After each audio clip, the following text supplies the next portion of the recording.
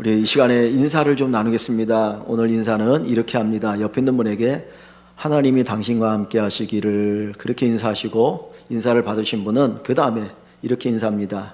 하나님께서 당신에게 복 주시기를. 하실 수 있겠습니까? 자, 옆에 있는 분에게 하나님이 당신과 함께 하시기를. 자, 이번에는 하나님이 당신에게 복 주시기를. 너무 생소하죠. 그런데 이 인사가 최고의 인사입니다. 왜냐하면 우리가 읽은 성경 4절에 보면 보아스라는 사람이 자기 밭에서 일하는 일꾼들과 함께 인사 나눌 때 보아스가 먼저 이렇게 이야기합니다. 여호와께서 너희와 함께 하시기를 원하노라. 그러자 그들이 대답하되 여호와께서 당신에게 복 주시길 원하나이다. 다시 한번 할까요? 하나님이 당신과 함께 하시기를. 하나님께서 당신에게 복 주시기를. 예, 하나님이 이 한 주간 여러분들과 함께 하시고 여러분에게 복 주시기를 주님의 이름으로 축원합니다. 우리가 예수를 믿기 위해서는 우리가 내려놓거나 포기하거나 대가를 지불해야 될 것들이 있습니다. 그냥 나 예수 믿어 그러면 예수 믿는 게 아니죠. 예수 믿으려면 주일날 나와서 예배를 드리고 또 봉사도 하고 헌신도 하고 하나님 앞에 물질도 드리기도 합니다. 사실 그것들이 내가 무언가를 포기하는 것이고 그리고 대가를 지불하는 것입니다. 그러니까 믿는 만큼 어떤 지불하는 것들이 달라질 수 있습니다. 그런데 지금부터 3000년 전 예수를 믿는다는 것은 많은 것을 포기하고 대가를 지불하는 것이 필요했습니다. 오늘 본문에 나오는 이 룻은 지금부터 3000년 전의 사람입니다. 이 룻기서는 3000년 전에 있었던 사건을 기록하고 있는 내용입니다. 이 룻은 모압 사람입니다. 이스라엘 사람이 아닌 이스라엘 옆에 있는 모압 사람이었습니다. 거기에 이민온 엘리멜렉과 나오미에게서 낳은 두 아들이 있는데 말론과 기련이거든요. 그 중에 하나 말론이라는 사람과 결혼을 했습니다. 자기 시아버지는 이미 죽었고 그리고 자기 남편과 결혼해서 행복을 꿈꿨는데 결혼한 지 얼마 되지 않아서 자식도 없이 그 남편 말론도 죽었습니다. 그리고 나서 시어머니 나오미가 자기의 고향 베들레헴에 먹을 곡식이 있다는 소식을 듣고 야, 나 고향에 가서 살아야 되겠다. 내가 나이가 많이 들었는데 뭐 이 나이 여기서 산들 무슨 희망이 있겠느냐. 나 고향에 가서 내 친족과 친구들과 오손다손 그렇게 살고 싶다. 그러면서 두 며느리를 데리고 이제 고향 베들레헴을 향해 갑니다. 지금이야 남편이 죽으면 시부모님하고도 이제 남남이 될 수 있겠죠. 그런데 옛날에는 한번 결혼하면 그 집에 사람이지 않습니까? 그러니까 이 두 며느리도 나름대로 효성이 깊었던지 시어머니를 따라서 그러면 저희들이 시어머니를 따라서 어머니의 고향 베들레헴에 가서 살겠습니다. 그리고 같이 따라옵니다. 그런데 가만히 생각해 보니까 나는 고향에 가서 행복하지만 내가 고향에 가면 누구는 불행한 거예요? 두 며느리는 불행한 거 아닙니까? 이미 남편 죽어서 불행한데 낯선 땅에 가서 자기를 모시고 산다는 것이 얼마나 큰 불행일 수 있겠습니까? 그래서 가는 길에서 두 며느리를 세워놓고 이야기합니다. 앞만 봐도 너희가 나와 함께 가는 거는 이게 옳은 게 아닌 것 같다. 너희 집으로 가라. 너희 어머니에게 가고 너희 민족 그 모압 땅에서 좋은 사람 만나서 새롭게 출발하면 좋겠다. 그것이 내가 원하는 것이니 돌아가라고 이야기합니다. 그러자 울면서 아닙니다. 저희들은 끝까지 어머니를 따라가겠습니다라고 애원하지만 나오미가 뿌리치고 가라고 이야기하죠.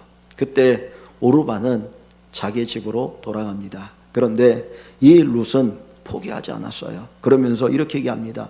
어머니의 백성이 나의 백성이 되고 어머니 하나님이 나의 하나님이 되고 내가 죽는 것 외에 어머니를 떠나면 여호와 하나님께서 내게 벌을 내리기를 원합니다 라고 이야기를 하는 거예요. 야, 이 말이 얼마나 대단한 말입니까? 나는 끝까지 어머니를 따르겠습니다 하는 이야기 아닙니까? 그래서 더 이상 권하지 않고 나오미가 룻을 데리고 고향 땅으로 오게 됩니다. 그런데 여러분, 이 룻이 자기 시어머니를 따라서 낯선 땅 베들레헴에 오게 되는데 그 이유가 어디에 있을까요? 그냥 겉으로 드러난 모습을 보면 시어머니에 대한 지극한 효성이구나. 남편은 죽었지만 그래도 맺어진 그 인연 속에서 내가 이 시어머니, 나이든 시어머니 내가 모셔야 되지 않겠는가, 그 효성이 지각해서 시어머니의 고향 베들레헴까지 왔구나라고 생각을 하게 됩니다. 그러나 우리가 이 룻기서의 말씀을 보면 어머니의 백성이 나의 백성이요, 어머니의 하나님이 나의 하나님이고, 내가 죽는 것 외에 어머니를 떠나면 여호와 하나님께서 내게 벌을 내기를 원하십니다라는 이 말씀을 보면 단순히 시어머니에게 효성을 하기 위한 것이 아니고 하나님을 믿고 하나님을 선택하기 위해서 그 베들레헴 땅에 왔다라는 겁니다. 지금이야 우리가 믿음 생활이 자기 개인의 선택입니다. 그죠? 내가 예수를 믿고 내가 신앙생활하고 부모님이 예수를 믿던 믿지 않던 내가 선택해서 할 수 있어요. 그런데 옛날에는 나라별로 민족별로 섬기는 신이 달랐어요. 이 모압 사람들은 그모스라는 신을 섬깁니다. 그러니 이 룻이 모압 땅이 그냥 남아있으면 하나님을 섬기던 믿음을 떠나서 다시 자기 민족, 자기 나라 사람을 섬기는 그 우상을 숭배해야 되었던 거예요. 그런데 시어머니를 통해서, 자기 남편을 통해서 하나님을 알게 되었습니다. 하나님을 믿게 되었습니다. 하나님이 얼마나 귀하고 귀한 분인지를 알게 되었기 때문에 저는 결코 하나님을 떠날 수 없습니다.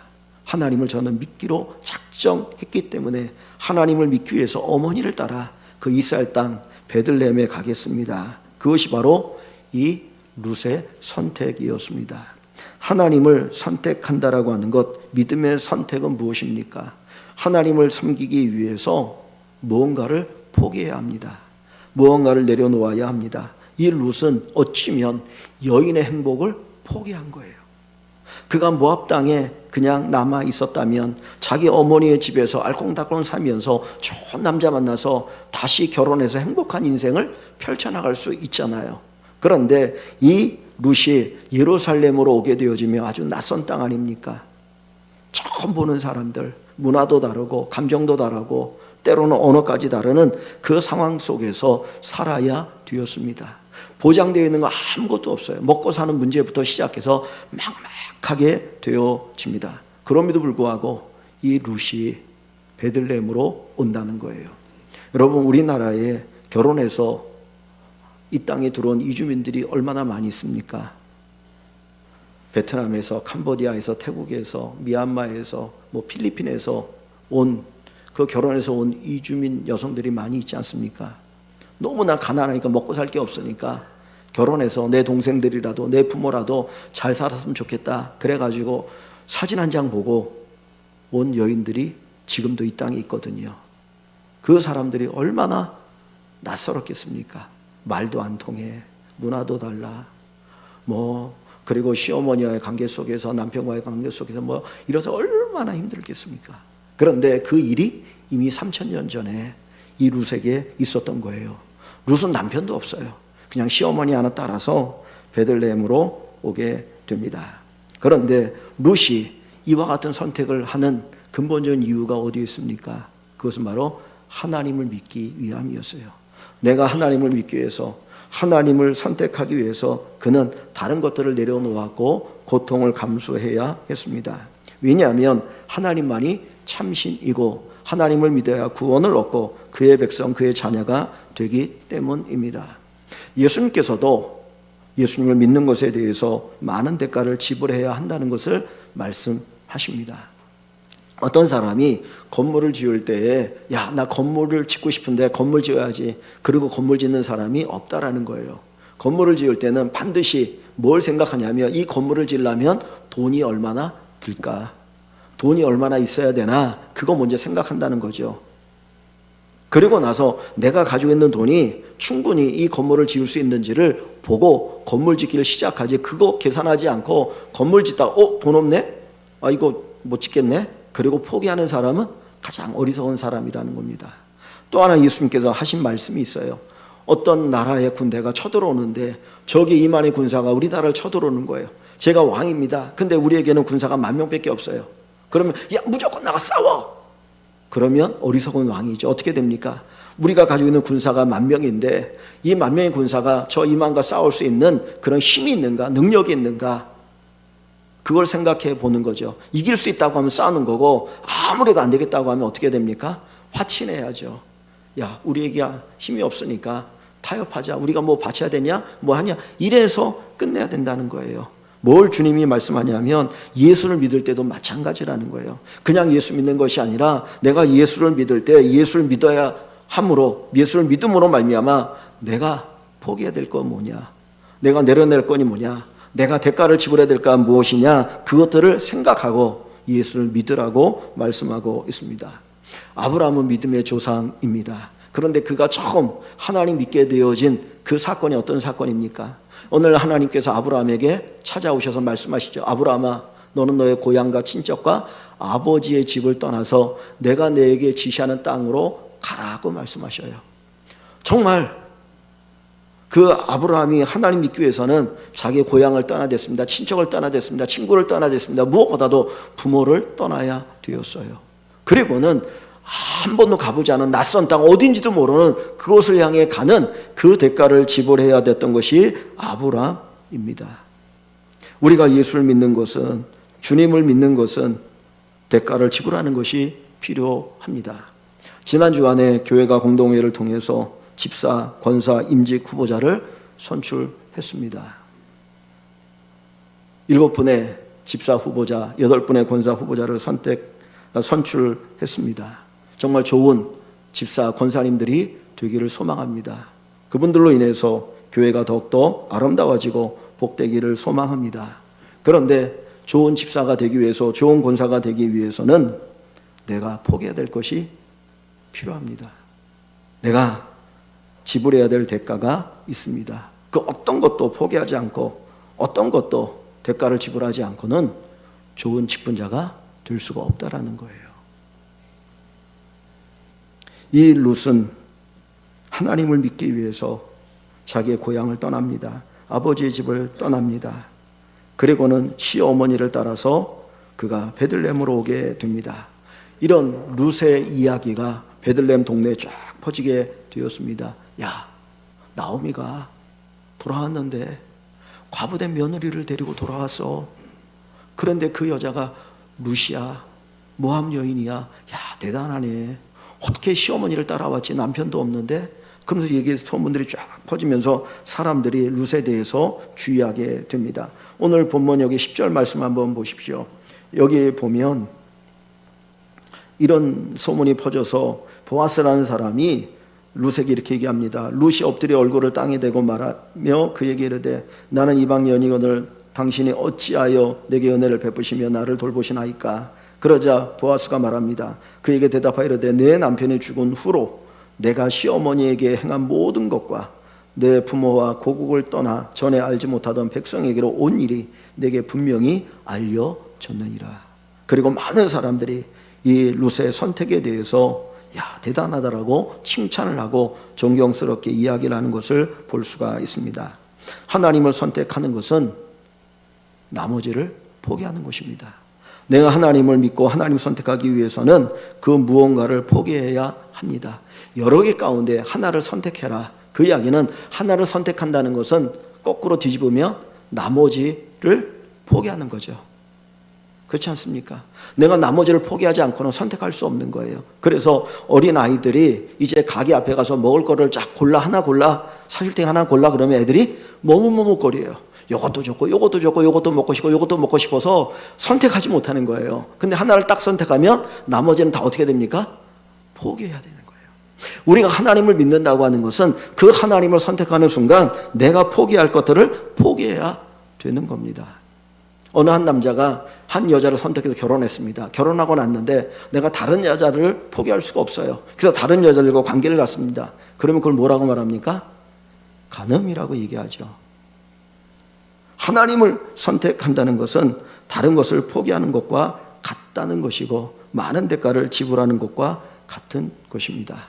우리가 하나님을 믿는 것은 많은 대가를 지불해야 하는 것인데 우리가 많은 대가를 지불하면서도 하나님을 믿어야 되는 이유는 하나님을 믿는 것이 그만큼 가치가 있기 때문이에요.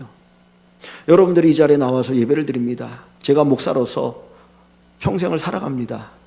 여러분들도 10분을 가지고 교회를 섬기고 있죠. 그런데 우리가 이 10분을 가지고 교회를 섬기고 그리고 하나님을 믿는데 그 이유가 어디에 있습니까? 우리가 예수를 믿는 가치를 알기 때문 아닌가요? 예수를 믿어야 되는 그 가치를 알기 때문에 그 가치가 얼마나 귀하고 소중한지를 아니까 그래서 예수 믿는 거 아닙니까? 어떤 사람들은 그것 때문에 때로 목숨까지 내어놓고 순교까지 하지 않습니까? 불태워 죽임에도 불구하고 예수 한 번만 부정하라고 침 한 번만 뱉으라고 하는데도 그거 나는 못하겠다. 내가 평생 예수 믿는데 주님이 한 번도 나를 부정하신 적이 없고 부인한 적이 없는데 내가 어떻게 예수님을 부인하겠느냐고 그러면서 그냥 불에 타 죽은 순교자들이 많이 있습니다. 그 이유가 어디 있어요? 예수 믿는 가치가 무엇인지를 알기 때문입니다. 이 룻은 하나님을 믿는 것이 얼마나 가치가 있는지를 알았습니다. 그래서 자기의 고향을 떠나고 고국을 떠나고 부모를 떠나서 낯선 땅 베들레헴에 와서 믿음의 삶을 살아가게 되는 것입니다. 오늘 우리에게도 이런 결단과 이런 믿음이 있기를 주님의 이름으로 간절히 축원합니다. 하나님께서 여러분들이 하나님을 선택하고 하나님에서 많은 것을 포기할 때에 그 믿음의 사람들에게 주시는 은혜가 있고 복이 있습니다. 오늘 본문 여기 12절 한번 같이 봅니다. 12절 말씀 한번 같이 읽어봅니다. 12절 여호와께서 내가 행한 일에 보답하시기를 원하며 이스라엘의 하나님 여호와께서 그의 날개 아래에 보호를 받으러 온 내게 온전한 상 주시기를 원하노라. 지금 이 룻은 인간적으로 보면 행복할 조건들을 다 포기했습니다. 오직 하나님 붙들고 오직 하나님 바라보고 이 낯선 땅 베들레헴에 온 것이죠. 세상의 사람들은 롯이 모든 것을 포기했다라고 이야기합니다. 그런데 오늘 본문 12절에 하나님은 이렇게 말씀합니다. 여호와께서 내가 행한 일에 보답하시기를 원하며 네가 하나님을 선택하기 위해서 포기한 모든 것에 대해서 하나님이 너에게 보답해 주실 것이다. 여러분 믿으십니까? 여러분들이 하나님을 위해서 포기한 것이 있다면 하나님 반드시 그거 갚아주실 거예요. 내가 주님을 위해서 헌신한 일이 있다면 그 헌신에 대해서 반드시 갚아주실 것입니다. 2000년 전 교회가 세워지고 오늘까지 이 땅에 교회가 존재하는 이유가 무엇인지 아십니까? 그 이유는 이 하나님의 은혜를 체험한 사람들이 계속 있었기 때문이에요. 내가 주님을 위해서 살았더니 주님을 위해서 헌신한 무언가가 있었더니 하나님께서 갚아주시더라. 하나님께서 풍성한 것들을 채워주시더라. 아니 저 영원한 천국의 영광으로 갚아주심을 알았고 체험했기 때문에 그들은 끝까지 믿음을 지켰다라는 겁니다. 여러분들이 주님을 위해서 행한 모든 일에 하나님이 보답하시고 갚아주시고 상 주실 것을 믿으시기를 다시 한번 주님의 이름으로 축원합니다. 그리고 나서 그 뒤에 뭐라고 이야기합니까? 12절 다시 봅니다. 이스라엘의 하나님 여호와께서 그의 날개 아래 보호받으러 온 너에게 그랬어요. 여러분 지금 이 룻이 자기의 고향과 자기의 고국과 부모를 떠나서 이 베들레헴에 왔을 때에 하나님 하나 선택하고 왔지 않습니까? 모든 걸 포기했다고 생각했어요. 그런데 성경은 뭐라고 말합니까? 하나님 여호와께서 그의 날개 아래 보호받으러 온 것이라고 말씀한다는 것. 즉 다시 말하면 하나님의 은혜 날개 아래 보호받으러 온 것이다. 나는 다 내려놓았다고 생각했어요. 내가 하나님 위해서 희생했다고 생각했는데 그게 아니라 하나님이 우리를 보호하신다는 거예요. 하나님이 여러분들에게 복을 주신다는 겁니다. 그래서 이런 말이 있습니다. 우리가 주의를 지키면 주일이 여러분을 지켜주신다. 우리가 주의를 지키면 주일이 우리를 지켜주십니다. 믿으십니까? 내가 지키는 것 같은데 사실은 하나님이 우리를 지켜주시는 거예요. 그 하나님의 은혜 보호 아래 거하도록 하나님 우리를 부르시는 겁니다. 그래서 이 나오미는 하나님의 그 은혜의 날개 아래 보호받기 위해서 룻이 베들레헴 땅에 온 거라는 거예요. 제가 며칠 전에 본 짧은 영상이 있어요. 어떤 영상이냐면 막 비 오는 날인데 새 한 마리가 아마 어미새인 것 같아요. 이렇게 날개를 펴고 있습니다. 막 비 오는 날인데 새가 이렇게 날개를 펴고 있어요. 그런데 그 날개 아래에 4마리의 새끼 새들이 고개 이렇게 하면서 삐약삐약삐약 거리고 있더라고요.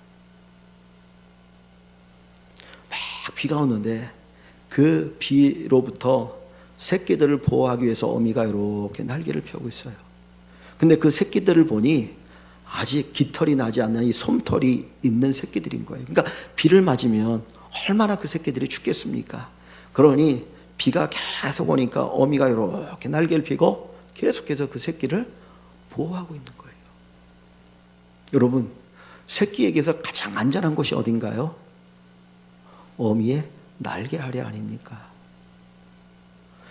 하나님께서 하나님을 택하는 사람, 하나님께 피하는 사람, 하나님께서 기꺼이 나의 모든 걸 내려놓는 사람들에게 가장 안전한 보호처가 됩니다.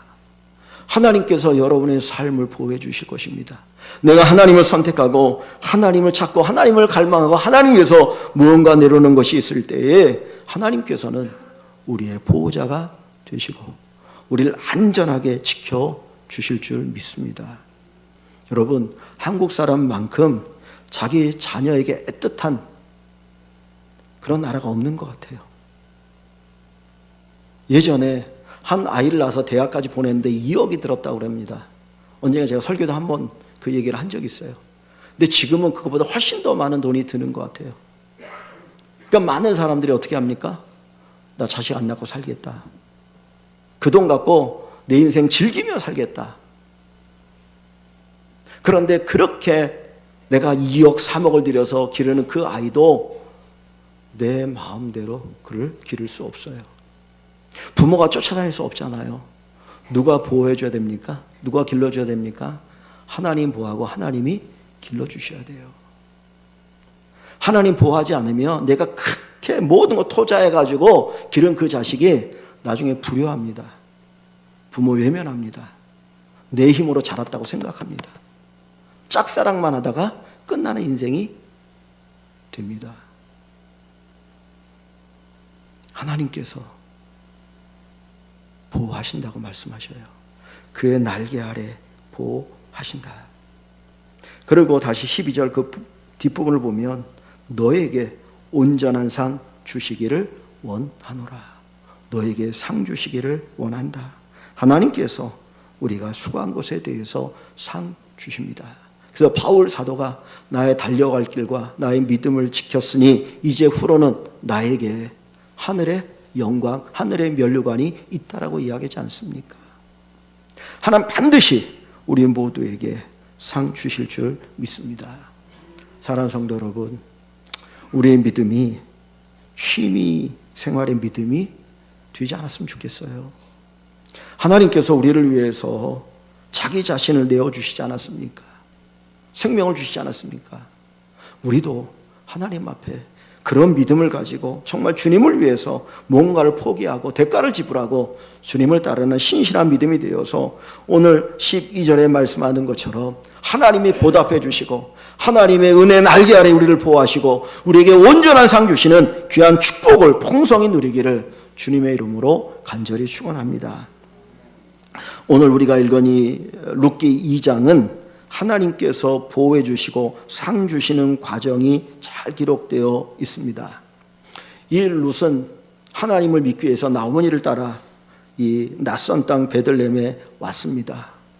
그는 하나님을 선택했지만 당장 먹고 사는 것이 막막했습니다. 어떻게 먹고 살아야 될지 모릅니다. 왜냐하면 나오미는 가난하잖아요. 이미 이 베들레헴에 있던 모든 재산을 팔아서 모압 땅으로 갔다가 남편 죽고 자식 죽고 빈털터리가 되어서 돌아오는 것 아닙니까? 그렇기 때문에 먹고 사는 것이 이제는 가장 큰 문제였어요. 그래서 이 룻이 나이가 든 시어머니 나오미를 봉양하기 위해서 이삭 줍는 일을 하게 됩니다.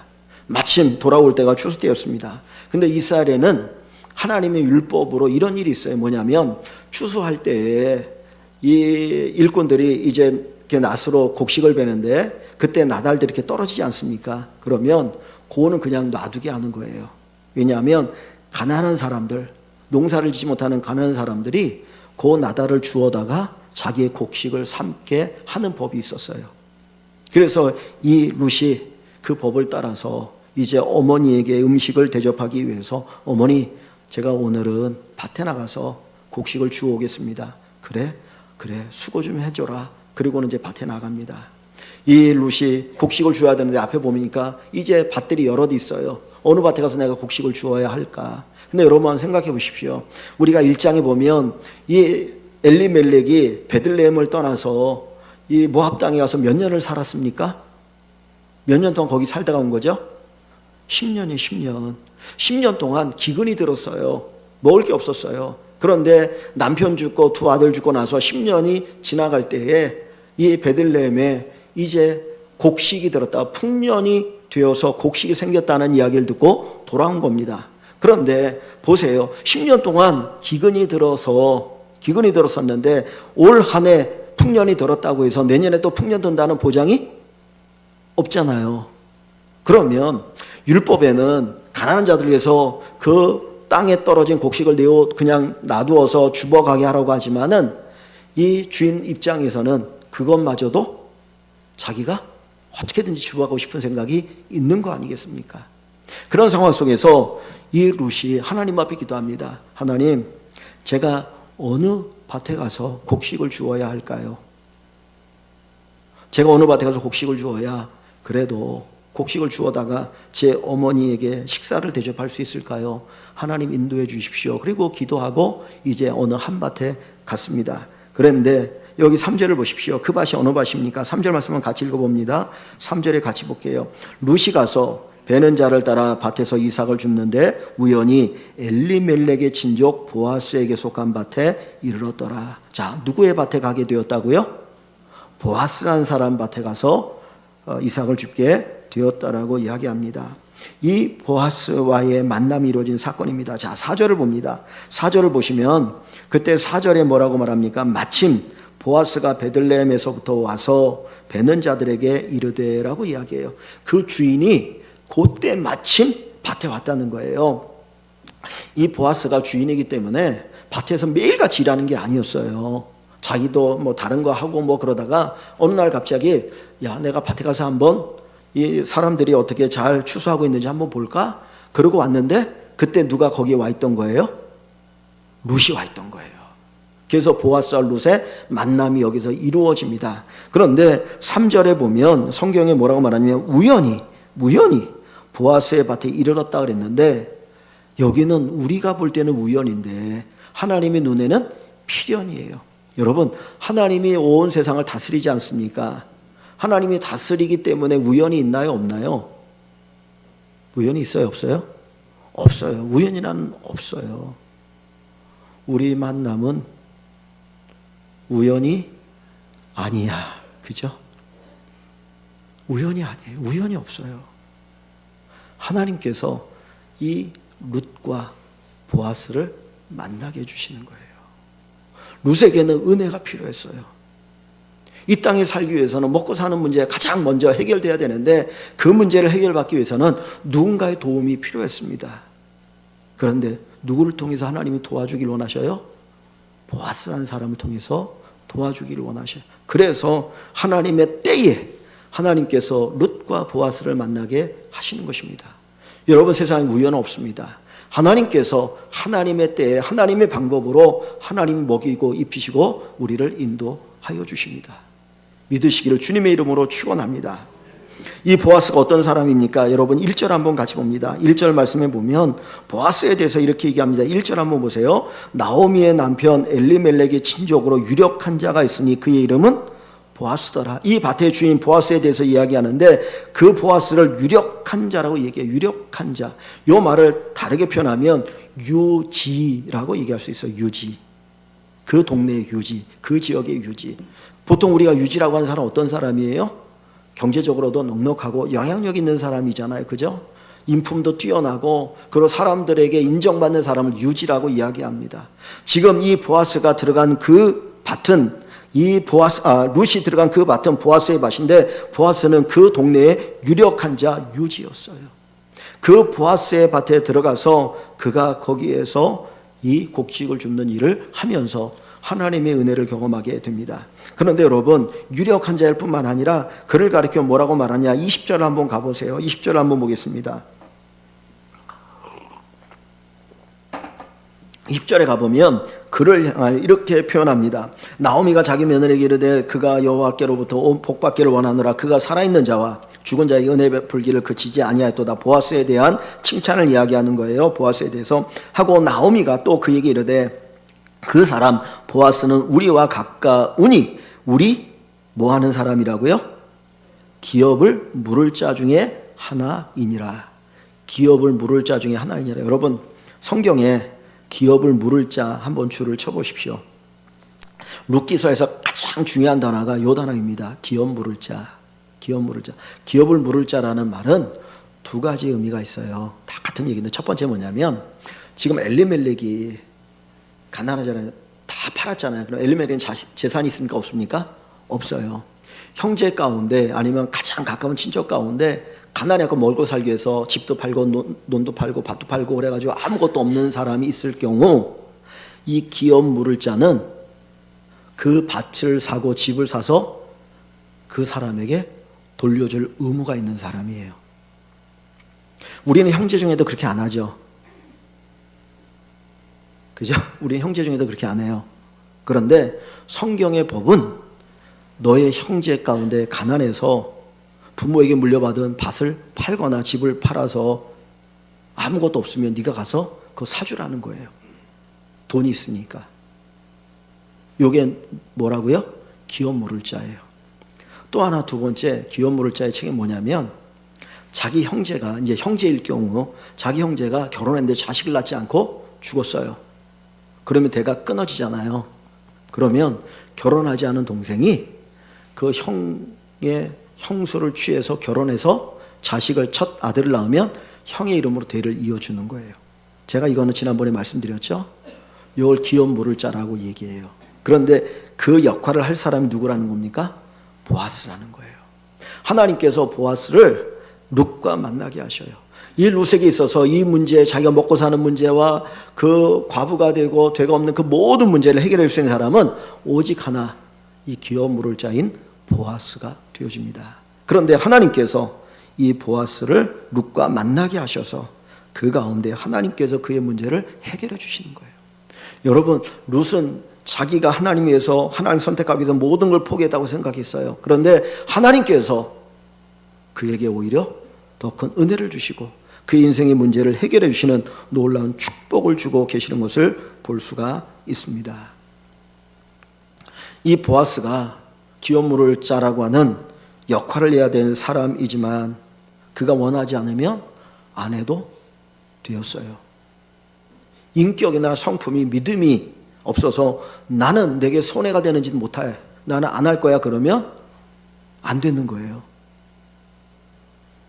그런데 오늘 성경에 보면 이 보아스는 그런 사람이 아니고 인품까지 뛰어난 사람입니다. 그래서 하나님께서 이 룻을 통해, 이 보아스를 통해서 룻에게 은혜를 베풀어 주십니다. 자, 성경을 한번 좀 제가 읽어보겠습니다. 여러분 8절 한번 보십시오. 8절로 가보면 이 보아스와 룻과의 만남 속에서 룻이 보아스가 룻에게 이렇게 얘기합니다. 보아스가 룻에게 이르되 내 딸아. 지금 처음 보는 이 룻을 가리켜 뭐라고 말합니까? 딸이라고 얘기하죠. 여러분, 우리가 신약 성경에 보면 예수님께서 자기에게 도움을 구하러 온 여인들에게 뭐라고 말합니까? 딸아, 내 믿음이 너를 구원하였느니라. 지금 이 룻은 쫓겨날까 봐 두려운 거예요. 내가 허락받고 온 거 아니잖아요. 주인에게 그 밭에서 내가 이삭을 줬는데 너 왜 여기 와서 이삭 주어? 여기 보니까 이거 모함 여자네? 우리나라 이스라엘 사람도 아니고 너 나가! 그러면 그냥 쫓겨나야 되는 거예요.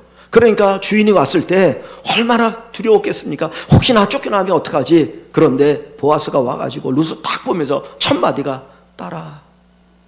그 말 한마디 들을 때 그 마음이 어때요? 안심이 되지 않습니까? 아, 나 여기 쫓겨나지 않겠구나. 여기서 곡식을 주어서 이것 가지고 어머니에게 밥을 대접할 수 있겠네. 이게 첫 번째, 딸아. 그 다음에 두 번째 보십시오. 8절을 그 다음 봅니다.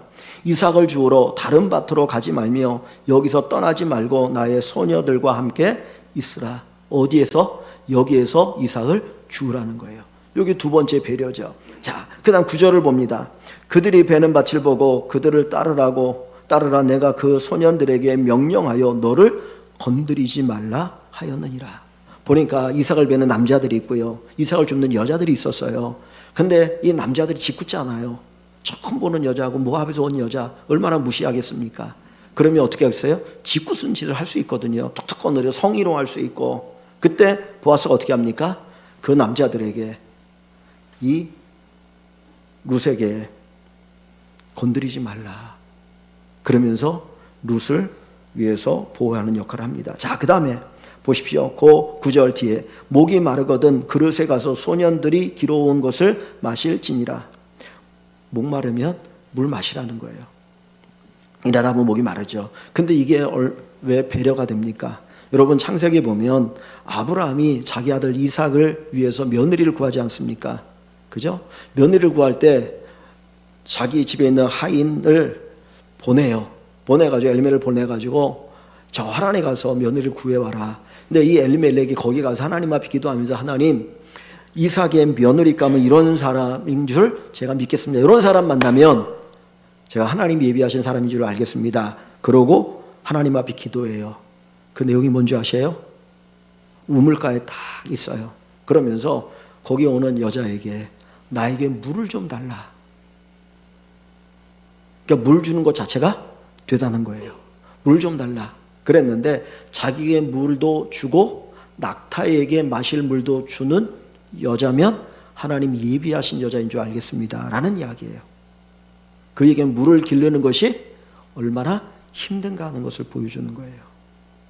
그래서 물을 잘 안 줘요. 그런데 여기에서 이 보아스가 룻에게 물을 마시게 합니다. 그리고 이제 룻이 나에게 어떻게 이런 큰 은혜를 베푸니까 할 때 쭉 뒤에 얘기를 합니다. 자, 그리고 자 14절에 가봅니다.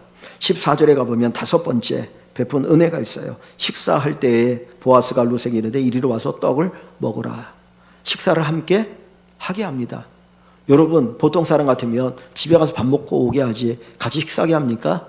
아니잖아요. 그런데 식사를 같이 하게 하고 배불리 먹게 하여 줍니다. 자, 그리고 여섯 번째죠. 자, 15절 보면 룻이 이삭을 주우러 일어날 때에 보아스가 자기 소년들에게 명령하여 이르되 그에게 곡식단 사이에서 줍게 하고 책망하지 말며. 요 이게 뭐냐면, 이제 곡식을 베가지고 이렇게 세워놓습니다. 곡식단을 묶어서. 그러면 거기에가 이삭이 제일 많이 떨어져 있어요. 그죠? 묶으면서 막 하니까 툭툭 떨어지지 않을까. 거기에서 있으면 이삭을 많이 줄 수 있거든요. 그러니까 보통 사람은 못하게 하는 거예요. 그런데 보아스는 거기서 이삭을 줄 수 있도록 해주라고 이야기합니다. 그리고 마지막 일곱 번째, 자 16절을 보십시오. 또 그를 위하여 곡다발에서 조금씩 뽑아 버려서 그에게 줍게 하고 꾸짖지 말라. 그거 모자랄까봐 일부러 곡식 단에서 축 해가지고 땅에다가 뿌려놓으라는 거예요. 더 많이 줍게. 왜 그렇게 했을까요? 그냥 줘도 되는데. 그냥 주면 어떨까요? 룻 입장에서는 그의 마음에 자존심이 상할 수 있잖아요. 그러니까 돕는데, 내가 배려를 하는데 그 사람의 마음을 고려해서 자존심이 상하지 않도록 하면서 도와주는 거예요. 이것만 보면 이 보아스라는 사람이 얼마나 인격적인 사람인가. 하나님을 믿는 신실한 믿음이 있었고, 정말 이 룻을 위해서 아낌없이 사랑을 베푸는 그 모습을 우리가 볼 수가 있습니다. 여러분, 하나님께서 우리가 포기하고 내려놓은 것 이상으로 하나님 우리에게 복을 주셔요.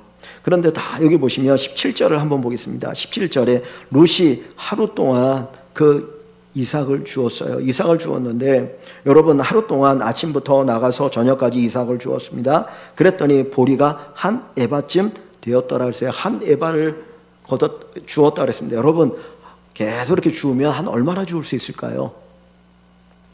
여러분들이 계속 다니면서 땅이 떨어진 곡식 하나하나를 주우면, 하루 종일 주우면 얼마나 주울 수 있을 것 같아요? 여기 한 에바가 얼마쯤 될 것 같습니까? 23리터예요. 23리터. 지금이야 벼들이, 이삭이나 이런 것들이 품종이 개발됐으니까 많이 맺히지만 옛날에는 그렇지 않거든요. 그런데 땅에서 주워서 23리터를 얻었어요. 23리터면 우리가 마시는 페트병 물 2리터짜리가 11개 반이에요. 얼마나 많은 양입니까? 주어가지고 그만큼의 은혜를 얻게 되어지는 거예요. 하나님께서 포기하면 복을 주십니다. 내가 주님 앞에 헌신하면 사실은 하나님께서 그것을 미천 삼아서 우리에게 주신 은혜가 더 크고 크다라는 거예요. 근데 더 놀라운 거는 이 보아스가 도대체 어떤 사람이에게 이 룻에게 이런 은혜를 베푸는가 하는 겁니다. 자, 여러분 4장을 한번 볼게요. 4장 맨 끝부분에 가보면 이 보아스의 족보가 나옵니다. 4장 21절 한번 같이 읽어볼까요? 살몬은 보아스를 낳았고 보아스는 오벳을 낳았고 오벳은 이새를 낳았고 이새는 다윗을 낳았더라. 자, 보아스의 아버지가 누구입니까? 살몬이죠. 살몬이라는 사람의 아들이 보아스예요. 그래서 보아스가 결국 룻과 결혼해서 오벳을 낳게 되는데 도대체 이 살몬이 어떤 사람이기에 이렇게 룻에게 은혜를 베풀었을까? 자, 거기 두시고 어디로 가면 마태복음으로 가봅니다. 신약성경 1장 마태복음 1장 5절 마태복음 1장 5절입니다. 자, 마태복음 1장 5절 찾으셨나요? 우리 한번 같이 읽어봅니다. 1장 5절 살몬은 라합에게서 보아스를 낳고 보아스는 룻에게서 오벳을 낳고 오벳은 이새를 낳고 자, 여기 5절에 보니까 이 살몬이라는 사람이 누구와 결혼해서 보아스를 낳았나요? 라합이라는 여인과 결혼해서 보아스를 낳았어요. 여러분 라합이라는 이름을 들어보셨습니까? 여러분의 옆집에 사는 분 아니에요? 라합이 어떤 사람입니까? 어떤 여자죠? 여리고의 기생 라합이에요. 여호수아가 가나안 땅을 정복하기 위해서 여리고 성을 제일 먼저 정복해야 되는데 그 성을 정탐할 때 2명의 정탐꾼을 보내지 않습니까? 그 사람들이 들어간 곳이 어디예요? 기생 라합의 집이었어요. 거기에서 이야기를 듣습니다. 야, 우리가 하나님이 얼마나 위대한 분인 줄 알았다. 우리 다 떨고 있다. 그리고 당신들이 이 여리고를 정복하면 우리를 살려달라. 그래서 붉은 줄을 창문에다가 내걸어 놓죠. 그 라합이 이 보아스의 어머니예요. 그래서 성경에 나오지 않지만 살몬이라는 사람이 두 정탐꾼 가운데 하나일 것이다. 그래서 정탐꾼으로 거기에 갔다가 이 라합을 만나고 그 라합의 믿음을 보고 너무너무 귀하니까 결혼하지 않은 살몬이 비록 그가 이전에는 기생이었지만 몸을 팔기도 했지만 그를 자기 아내로 맞이했다는 거예요. 그 믿음을 보고. 그럼 여러분 보십시오. 라합은 이스라엘 사람입니까? 아닙니까? 이스라엘 사람이 아니에요. 가나안 여인이었어요. 죽어 마땅한 여인이었어요. 그런데 그 어머니 밑에서 자랐어요. 그러니까 이 보아스는 그 어머니를 보면서 유대인이 아닌 이스라엘 사람인 이방 여인으로서 가나안 땅에 같이 이스라엘 사람을 살아가면서 겪었던 그 어머니의 아픔도 알았어요. 그리고 그 믿음이 얼마나 귀한지를 알았어요.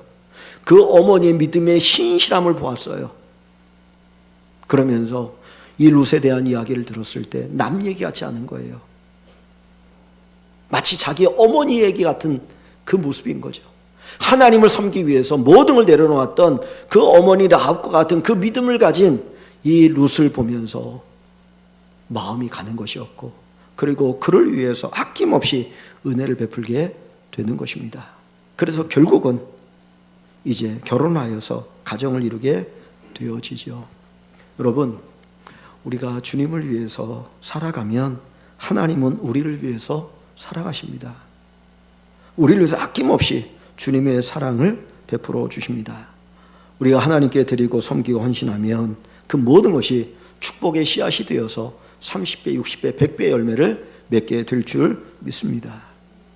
여러분, 하나님 위해서 흘린 눈물이 있습니까? 하나님 위해서 내려놓은 것이 있습니까? 하나님을 위해서 포기한 것이 있습니까? 하나님을 위해서 흘린 눈물이 있다면 하나님께서 그것을 눈물병에 담으셔서 하나님 기억하시고 하나님이 갚아주십니다. 우리가 내려놓은 거 결코 잊지 않으십니다. 내가 주님 때문에 흘린 눈물을 우리에게 기쁨으로 갚아주시는 귀한 은혜가 있을 줄 믿습니다. 오늘 우리가 하나님을 믿을 때 내가 포기한 것이 아니에요. 하나님 앞에 심은 것이고 하나님의 보호 아래 거하기 위해서 주님을 선택한 것입니다. 이런 놀라운 은혜를 체험하는 우리 모든 성도 여러분 되시기를 주의 이름으로 간절히 축원합니다.